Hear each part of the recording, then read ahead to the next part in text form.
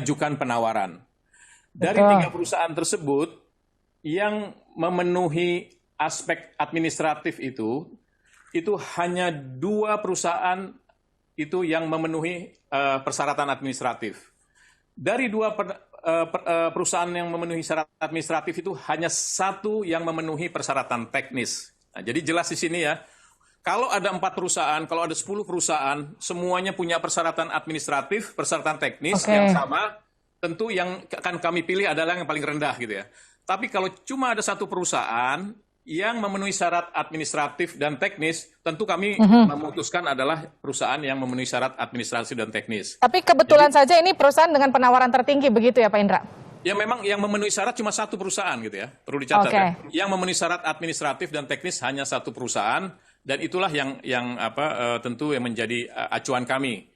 Jadi kami tadi tentu menjelaskan semua hasil review audit dari Inspektorat Utama DPR kepada BURT, menjelaskan pada semua dari hulu ke hilir, dan kemudian tentu bukan karena perusahaannya tidak perform, bukan karena lelang ini ada masalah, tapi tentu kita melihat dari aspek lain berkaitan dengan pelelangan ini.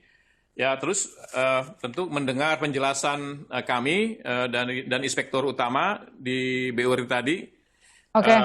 BURT memutuskan bersama Sekretariat Jenderal untuk tidak melanjutkan pelaksanaan pengadaan gorden, fitrase, dan blind rumah jabatan anggota. Seperti itu ya. Tidak melanjutkan artinya dibatalkan, Pak Indra?